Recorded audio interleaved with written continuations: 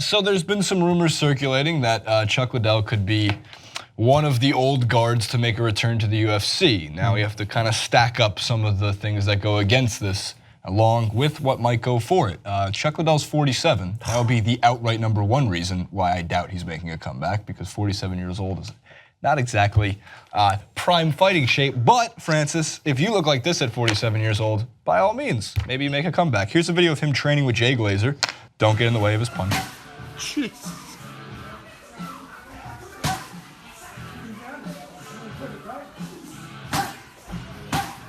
His punch or his elbow? It's his punch. Is it? Oh, it's interesting. Jeez. And then there's an Instagram we could throw in post that has a picture of him in immaculate shape. But here's kind of the reason why the rumors circulate, but also in this quote itself, it should tell you that it's most likely not happening. His trainer, Hackelman, who's been with him for a while, had this to say in a 2-part quote. It would all depend upon, and this sounds so bad, seriously, the people who know me know what a terrible mother hen I am when it comes to matching my fighters, but it would depend upon the match. It would all depend upon the match. I'm not gonna name who I would let him fight. Well, it's not up to me to let him fight or not, but who I would okay and who I wouldn't. And then he continued to say, but even $3 million, I don't think that would be enough to put his life at risk and his legacy at risk.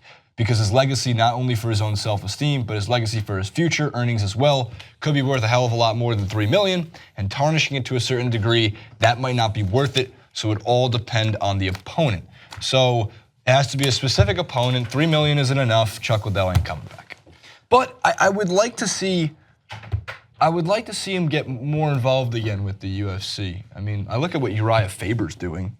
And he's got one of the best Instagram accounts to follow, the California Kid. He's Uriah Faber's personal fitness he's got going, and he's always around his fighters, Team Alpha Male. I would like to see Liddell get into that, even more of that kind of mindset, and share more, because I thought for a while Chuck Liddell was one of the biggest names in all of fighting. Yeah.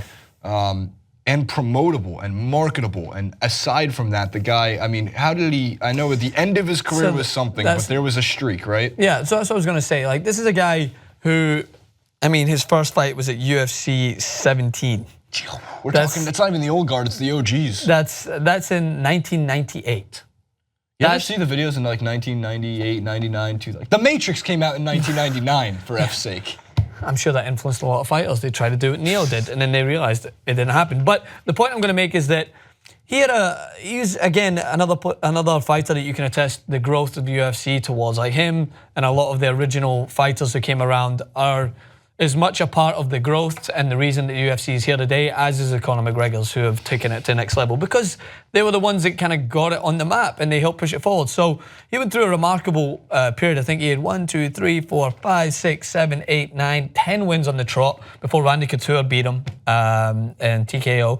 And then when he went on another fantastic run where he fought Tito Ortiz, those fights were remarkable. But then as we start to get towards the late 2008, 2009, he started to lose a lot. And I remember this is when I became a lot more familiar with the UFC. And I knew of Chuck Liddell because of he was the face of a lot of what the UFC stood for.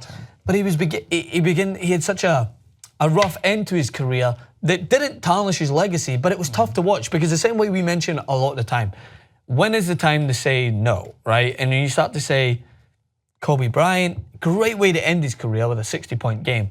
But you can't say that you sat and enjoyed watching the Lakers and watch him take 198 shots a game and thinking that he could, whatever could happen. So the same way with Chuck Liddell is he had a good fight against Silva at UFC 79. I remember that in 2007. But then he went on three straight losses.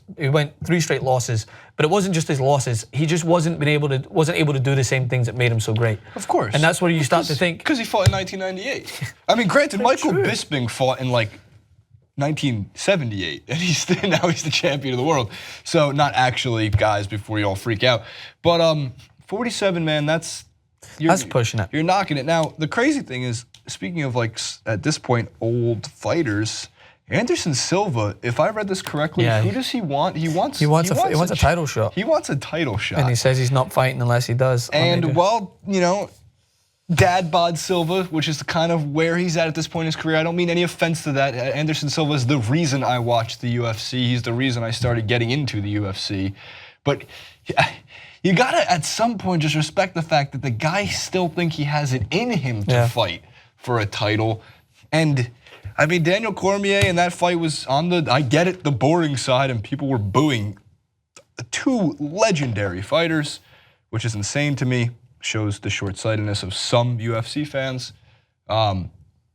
I kind of want to see Anderson Silva get a title shot. Like, what if he wins? What if Anderson Silva raises a belt? It's not just I think that he's not happy with Dana White because he was led to believe that there'd be a matchup between Anderson Silva and Georges St-Pierre. St-Pierre came back. And then now that his quote, I believe, from Silva said, "I don't know what happened, nothing happened. Georges St-Pierre is back to fight and back to fight for the belt. It's terrible, it don't make sense. I know it's an effing business, but I'm working hard for a long time." So, I mean, 42 years of age, another fighter that is remarkable in what he did for the sport. And it's tough to watch him not perform because fans have such a our memory. It's funny, we have short memories, but we also expect players to players or fighters or whatever to maintain that standard. Like when you see Kobe Bryant, you're thinking, all right, it's Kobe, I gotta watch this.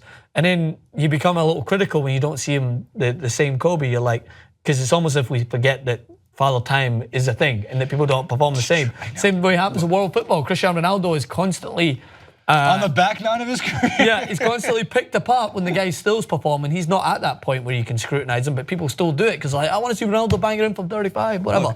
And Silva's in the same boat, I think. Very, very random, but like the reference that people always make about certain like fighters, players, whatever it is in sports, and they say he's on the back nine of his career. You know, I feel pretty refreshed on that 10th hole, had a Gatorade, a little hot dog. Yeah, I've had a ready to go. I'm ready to go. I'm always bet on the 10th. Always bet on the back better, and then everything falls apart in the 11th. But so, like, look, my 10th hole will be great. The back nine of my career. Everything after that will be very much Dustin Johnson, U.S. Open, 3-putting away the. I thought you were going to say Dustin Johnson Masters, not even making it, hurting himself, falling down the stairs or whatever it was. I fell down some stairs. Jesus. But 42-year-old Anderson Silva, if Kobe Bryant in his last game could score 60, sure. Anderson Silva could maybe knock down. Who would he get? I can't believe I'm blanking on this, but still, I'd like to see it. All right. We're at a dangerous intersection here of dad strength mixed with midlife crisis.